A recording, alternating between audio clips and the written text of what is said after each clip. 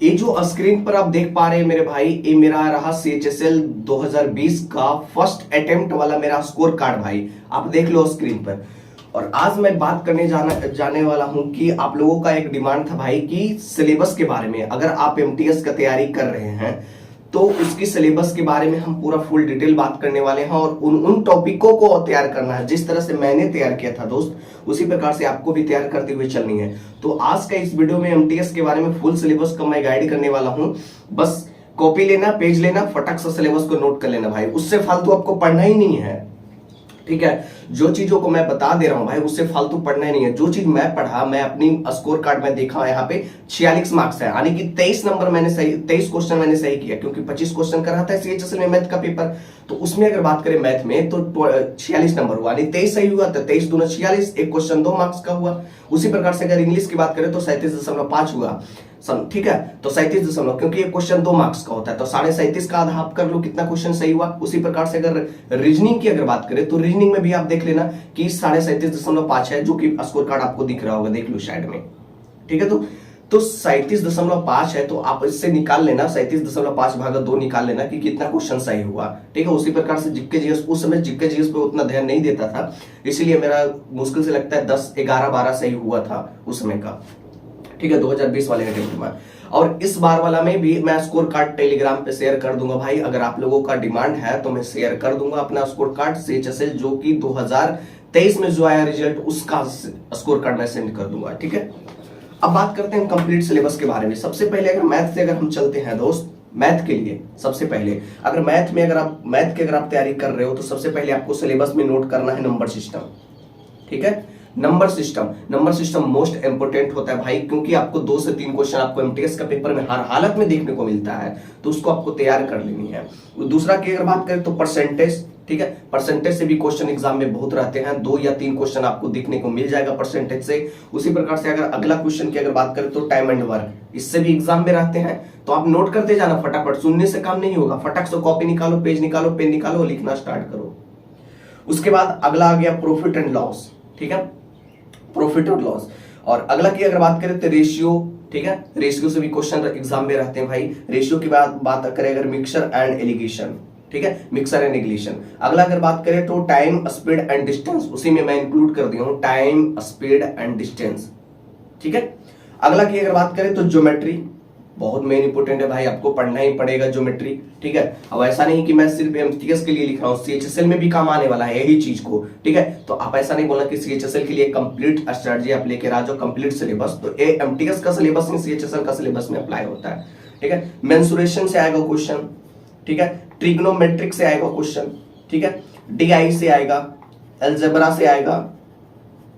इतना आपको तैयार कर लेना है। क्या क्या मैंने बोला एक बार फिर से मिला लेना, number system, percentage, time and work, profit and loss, ratio, mixture, alligation, ratio, mixture and alligation, ठीक है, time, speed and distance, CISI, geometry, mensuration, trigonometry, DI, algebra, ठीक है। ये रहा आपका कंप्लीट सिलेबस मैथ के लिए। रीजनिंग की अगर बात करें तो रीजनिंग में हो गया नंबर एंड अल्फाबेटिकल सीरीज जिसको आप बोलते हैं, ठीक है, कोडिंग एंड डिकोडिंग हो गया दूसरा। तीसरा की अगर बात करें तो एनालॉजी। अगला नेक्स्ट की अगर बात करें तो ऑड एंड आउट, ठीक है।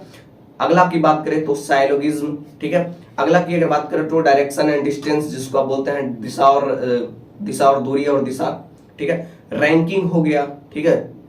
उसके बाद अगला बात करें तो ब्लड रिलेशन, रक्त संबंध जिसको हिंदी में बोलते हैं भाई, हिंदी इंग्लिश से मत जाना, ठीक है, ब्लड रिलेशन हो गया। अगला मैट्रिक्स से भी क्वेश्चन आते हैं रीजनिंग में, ठीक है, कभी कभी आता है कभी कभी नहीं आता है, तो आपको पढ़ना तो पड़ेगा ना दोस्त। नॉन वर्बल हो गया।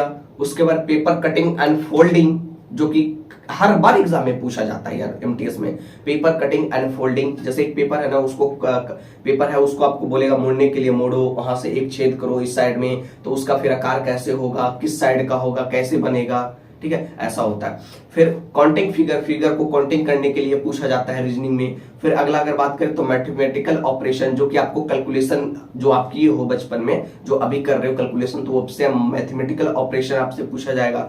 फिर word order and according dictionary, यानी कि जिसको शब्दकोश बोलते हैं, डिक्शनरी वाला उसी में पढ़ना है भाई रीजनिंग में, ठीक है। तो ये तो रहा हमारा रीजनिंग के लिए, ठीक है। इंग्लिश के लिए ध्यान से सुनना भाई, क्योंकि आप लोगों का कमेंट ज्यादातर इंग्लिश का होता है, ठीक है। इंग्लिश के लिए आप ध्यान से सुनना और उसी चीज को आपको तैयार करनी है। सबसे पहले अगर ग्रामर की ओर अगर हम बढ़ते हैं तो ग्रामर में सबसे पहले आपको वर्ब, बेसिक से वर्ब, ठीक है, वर्ब आपसे पूछा जाएगा, ठीक है। उसके बाद नाउन पूछा जाएगा, प्रोनाउन से क्वेश्चन आते हैं एग्जाम में, टाइम एंड टेंस से क्वेश्चन आते हैं, क्वेश्चन टैग से आते हैं, सब्जेक्ट वर्ब एग्रीमेंट से आते हैं, एडवर्ब से आते हैं, एडजेक्टिव से आते हैं। उसके बाद बात करें तो नरेशन से क्वेश्चन आते हैं। नरेशन तो एकदम डेफिनेटली आता है भाई, इसको तो आपको मिस करना ही नहीं है, क्योंकि एक नंबर आपका समझो कि मिल ही जाएगा अगर नरेशन आपने कंप्लीट कर रखा है। बिल्कुल इजी लेवल का आता है नरेशन, ज्यादा लेवल ऐसा नहीं आता है, बिल्कुल इजी एकदम। समझो कि एक छोटा बच्चा भी उसको बना सकता है अगर नरेशन अगर बचपन की क्लास में वो पढ़ा है तो। वॉइस हो गया, उसके बाद प्रीपोजिशन हो गया। प्रीपोजिशन तो एकदम मस्त है भाई, एकदम समझो कि एकदम आपको फिक्स तो आएगा ही आएगा, और साथ ही साथ आपको कुछ रूल बेस्ड पर हो सकता है उस पे भी आएगा, ठीक है। तो ये तो रहा हमारा क्या चीज, इंग्लिश के लिए। और आगे बढ़ते हैं, कंजक्शन हो गया, इन्फिनिटिव जिरेंट पार्टिसिपल जिसको आप बोलते हैं। तो ये तो हमारा रहा इंग्लिश के लिए ग्रामर का सिलेबस, ठीक है। उसके बाद अगर हम बात करते हैं तो ईरर पूछा जाता है। ईरर जो बनेगा पूरा ग्रामर का मिश्रण रहता है, नाउन से भी बन सकता है, प्रोनाउन से भी बन सकता है, एडजेक्टिव से भी बना सकता है, ठीक है, प्रीपोजिशन से भी ईरर बना सकता है, टाइम एंड टेंस से भी ईरर बना सकता है। तो ईरर आपको नोट कर लेना है, ठीक है। फिल इन द ब्लैंक्स जो होगा हमसे पूछा जाएगा वो भी पूरा ग्रामर का क्वेश्चन रहता है, ठीक है। या noun, pronoun, adjective, time and tense, adverb, narration, voice, कुछ से भी पूछ सकता है भाई, ठीक है। फिल इन द ब्लैंक कुछ से भी बन सकता है, फिल इन द ब्लैंक्स। तो फिल इन द ब्लैंक्स अगर आप ग्रामर पढ़े हो तो आपका स्पॉट एरर में दिक्कत नहीं होगा, उसके बाद फिल इन द ब्लैंक्स में आपको दिक्कत नहीं होगा। अब बात करते हैं कि वोकअप का सेशन, वोकअप का जो सेशन होगा ना, वोकअप जिसको आप सेनो, एंटो, एडियम, वन वर्ड, इस पर मैं एक वीडियो लेकर आऊंगा बहुत जल्द भाई, क्योंकि आप लोगों का एक कमेंट रहता है कि हम सेनो, एंटो, एडियम, वन वर्ड को याद करते हैं भूल जाते हैं, तो उसको हम किस प्रकार से याद रख सकते हैं हमेशा के लिए। तो उस पर एक वीडियो हो सकता है कल या नहीं तो परसों में जरूर लाऊंगा उस पर, क्योंकि बहुत रिसर्च करने के बाद आप लोगों का एक सोचा कि यार आप लोग अगर ऐसा गलती हो रहा है आप लोगों के साथ कि अगर आप करोगे और एग्जाम देने जाओगे यार वहां पे आपको याद नहीं रहेगा साइनो, एंटो, एडियम, तो कैसे फिर आप बना पाओगे। तो इस पर भी एक मैंने रिसर्च कर लिया है कि आपको इस प्रकार से आपको करना है, तो उसी चीजों को मैं वीडियो में बता दूंगा आप लोगों को। फिर उसके बाद बात करें तो वन वर्ड ये सब तो हो ही गया है। मिसस्पेल्ड आपको ध्यान देना है, मिसस्पेल्ड से क्वेश्चन आते हैं इंग्लिश में। उसके बाद इंप्रूवमेंट जिसको आप सेंटेंस इंप्रूवमेंट बोलते हैं, ठीक है, इससे भी क्वेश्चन ए हो सकता है, नाउन से भी हो, प्रोनाउन से भी हो, टाइम एंड टेंस से, एडजेक्टिव, एडवर्ब, कुछ से भी हो सकता है। लेकिन आप ग्रामर का अगर पार्ट पढ़े हो भाई पूरा, तो समझो कि आपको फिल इन द ब्लैंक्स में दिक्कत नहीं होगा, स्पॉट एरर में दिक्कत नहीं होगा, उसके बाद सेंटेंस इंप्रूवमेंट में दिक्कत नहीं होगा। अगर आपने वोकअप का सेशन को कंप्लीट कर लिया है तो देन उसमें आपको क्लोज टेस्ट, ठीक है, क्लोज टेस्ट और PQRS में आपको दिक्कत नहीं होगा भाई, क्योंकि आपने वोकअप का सेशन अगर आपने कंप्लीट कर रखा है तो आपको कंप्रीहेंशन का दिक्कत नहीं होगा और ना ही आपको PQRS में दिक्कत होगा, ठीक है। PQRS पर हम एक वीडियो और क्लोज टेस्ट पर एक स्पेशल वीडियो लेकर आएंगे भाई, क्योंकि आपका एक डिमांड था कि PQRS और क्लोज टेस्ट मेरा बहुत गलत जाता है, आप सेट लगाते होगे तो वो, लेकिन उसका एक लॉजिक है, मैं उस लॉजिक को आपको अगर बता दूंगा ना भाई तो याद रखना भाई कभी वो गलती नहीं होगा, ठीक है। तो मैं वो भी वीडियो को अगले दिन मैं लाऊंगा, आप लोग का कमेंट अगर ज्यादा रहा तो मैं उसको बताऊंगा, और उस दिन से आप एक भी क्लोज टेस्ट गलत नहीं करोगे, तो नहीं करोगे भाई, जो मैं आपको लॉजिक बताने वाला हूं, ठीक है। शायद यूट्यूब पे ऐसा आपको लॉजिक मिले, क्योंकि मैं अपना खुद एक्सपीरियंस के आधार पर देखा हूं, क्योंकि टीचर लोग तो बोलते हैं भाई आते हैं अपना रटे हुए चीजों को रहते हैं करवा रहे हैं, पूरा रटे हुए चीज वो पता है, पहला का ऑप्शन ए हो जाएगा, दूसरा का ए हो जाएगा, और रटे हुए याद कर लिए। लेकिन आपको रट के एग्जाम को कैसे क्रैक करना है भाई,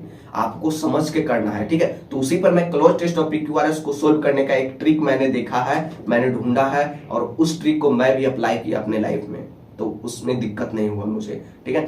तो एक क्लोज टेस्ट और PQRS के बारे में एक वीडियो में सेपरेट लेकर आ जाऊंगा भाई। तो ये तो हमारा रहा समझो कि एक कंप्लीट इंग्लिश का सिलेबस, एक कंप्लीट रीजनिंग का सिलेबस, एक कंप्लीट मैथ का सिलेबस। देन अब आगे बढ़ते हैं जीके जीएस के लिए। जीके जीएस के लिए आपको स्पोर्ट्स जो खेल वाला बोलते हैं, जीके जीएस में सबसे पहला आपका सेशन खेल वाला, जैसे कुछ भी खेलो, खो खो में कितने प्लेयर होते हैं, क्रिकेट में कितने प्लेयर होते हैं, ये सब खेल से संबंधित होते हैं। ध्यानचंद्र किसे बोला जाता है, ये सब ऐसे कुछ कुछ क्वेश्चन बनते हैं जो कि खेल से संबंधित क्वेश्चन होते हैं, ठीक है। तो ये पूछा जाएगा, तो उससे आपको खेल वाला स्पोर्ट्स से आपको क्लियर कर लेना है सबसे पहले, या लूसेंट से करो या फिर आप खान सर के वीडियो को तो देख देख कर आप कर सकते हो, वहां से भी कर सकते हो, लूसेंट से भी कर सकते हो। लूसेंट सबसे बेस्ट होता है भाई, क्योंकि जब मैं प्रीवियस ईयर एग्जाम दिया ना, प्रीवियस ईयर में जितना भी क्वेश्चन है ना, सारा क्वेश्चन लूसेंट में दे रखा। इस बार का 2022 का जो पेपर हुआ था लास्ट में, समझो कि 2022 का पेपर जो सितंबर में हुआ था भाई, जुलाई अगस्त सितंबर में एमटीएस का, उसमें मैं पूरा लूसेंट का क्वेश्चन पूछा गया, सिर्फ करंट अफेयर्स छोड़ के भाई। ठीक है, मुश्किल से देखे 18 से 17 क्वेश्चन लूसेंट से आए हुए हैं, सोच नहीं सकते हो भाई। 18 से 17 क्वेश्चन, तो आपको लूसेंट पर भी पकड़ बनाना है। लूसेंट तभी आपको फॉलो करना है जब आप किसी सर का वीडियो देख रखे हो, उनकी लेक्चर को समझ रखे हो, तब आपको लूसेंट अच्छा से समझ में आएगा। ठीक है, इस पर भी एक वीडियो लेकर आऊंगा कि किस प्रकार से आपको करना है। टेंशन नहीं लेना भाई, मेरे से जुड़े हो, मैं जितना मार्क्स लाया आपको उतना दिलवा दूंगा। ठीक है, आप मेरे से जुड़े हो, मैं आपको पूरा फुल सपोर्ट करूंगा। किस प्रकार से मैं अपनी स्ट्रैटेजी को अपनाया, देन आपको ही उसी प्रकार से अपनानी है। उसके बाद स्पोर्ट्स हो गया, उसके बाद आपको पॉलिटी की ओर चलना है। ठीक है, पॉलिटी हो गया, इकोनॉमिक्स हो गया, उसके बाद बात करें हिस्ट्री हो गया। हिस्ट्री से भी क्वेश्चन आते हैं, ज्यादा नहीं रहते हिस्ट्री से, लेकिन आपको पॉलिटी और इकोनॉमिक्स से ज्यादा क्वेश्चन एग्जाम में देखने को मिलेगा। ज्यादातर अगर एग्जाम में देखोगे ना आप, एमटीएस का पेपर हो, चाहे सीएचएसएल का पेपर हो, चाहे सीजीएल का पेपर हो, उसमें एक देखना कि संविधान से क्वेश्चन बहुत रहेगा। ठीक है, संविधान के बारे में पूछेगा, अनुच्छेद पूछेगा। अनुच्छेद तो इतना भर भर के पूछता है ना कि मत पूछो। हर एक शिफ्ट में अनुच्छेद से क्वेश्चन, हर एक शिफ्ट में अनुसूची से क्वेश्चन रहते हैं। अनुच्छेद तो एकदम गर्दा उड़ा के रख दिया भाई। ठीक है, इकोनॉमिक हो गया, हिस्ट्री हो गया, ज्योग्राफी से क्वेश्चन आएगा, तो आपको ज्योग्राफी भी थोड़ा थोड़ा कुछ कुछ नॉलेज आपको रखना है। ठीक है, मैप से भी क्वेश्चन एक दो को देखने को मिलता है, तो मैप का भी आपको नॉलेज रखनी है। अगर मैप के लिए अगर आपको नहीं पता चल रहा है कि मैप कैसे मैं सीख पाऊंगा, तो खान सर का वीडियो पड़े हुए यूट्यूब पे, उनसे देख लेना, काफी बेस्ट बताए हुए हैं, समझाए हुए हैं, मैं उनसे देखकर समझाऊं। उसके बाद जो संविधान से पढ़ा है, कॉन्स्टिट्यूशन के बारे में जो संविधान से पूछा जाता है, वो भी काफी मोस्ट इंपोर्टेंट होता है। उससे भी 2 3 4 क्वेश्चन तक यहाँ देखने को मिला है संविधान से क्वेश्चन में, एकदम डेफिनेटली एकदम फिक्स्ड है। समझो कि जैसे प्रीपोजिशन फिक्स्ड रहता है ना, उसी प्रकार से कॉन्स्टिट्यूशन का जो क्वेश्चन है, संविधान का क्वेश्चन है, वो फिक्स रहेगा। उसके बाद आपको अगर बात करें तो करंट अफेयर्स, नेक्स्ट पॉइंट की बात करें तो करंट अफेयर्स। करंट अफेयर्स कहीं से भी कर सकते हो, लेकिन करंट अफेयर्स से आप उस जगह से करना जो आपको, समझो कि आपको ज्यादा टाइम बर्बाद करने की जरूरत नहीं है कि आप डेली वीडियो देख रहे हो, वो फायदा करने वाला नहीं भाई। आप सिर्फ मंथली में एक बार देख लेना, 2 घंटा का वीडियो रहेगा, खत्म, एक मंथ में पूरा उस मई का। ठीक है, जैसे मई महीना है तो उसका पूरा 1 महीने में खत्म हो जाता है। एक वीडियो है, एक चैनल का मैं अपने डिस्क्रिप्शन में लगा दूंगा, उस चैनल से आप तैयारी कर लेना जिस तरह से मैं किया था। ठीक है, तो उसी प्रकार से आपको कर लेना है, सारे सिलेबस को आपको नोट डाउन और फिर लग जानी है अपने प्रिपरेशन में। ठीक है, और पूरा फुल कंप्लीट आपको नोट्स बनानी है, फुल कंप्लीट आपको सर का बैच लेना है, फुल कंप्लीट आपको सर का वीडियो देखना। अगर ऑनलाइन ले रहे हो तो, ऑफलाइन ले रहे हो तो आपको रेगुलर क्लास जानी है भाई। ठीक है, और ये जो मेरा स्कोर कार्ड देख रहे हो, फिर से एक बार मैं दिखा देता हूँ, क्योंकि बहुत लोग बोलते हैं कि स्कोर कार्ड अपना दिखाओ भाई, आप बोल रहे हो कहाँ का है, क्या चीज का है, कैसे आप एग्जाम करेंगे, तो देख लो एक बार अच्छा से, आप खोल के दोस्त। ठीक है, फिर बार बार मैं नहीं बताऊंगा यार, बार बार आप लोग कमेंट करते हैं स्कोर कार्ड भेज देना भाई, स्कोर कार्ड भेज देना, और भेज दूंगा 2023 वाला, टेंशन मत लेना।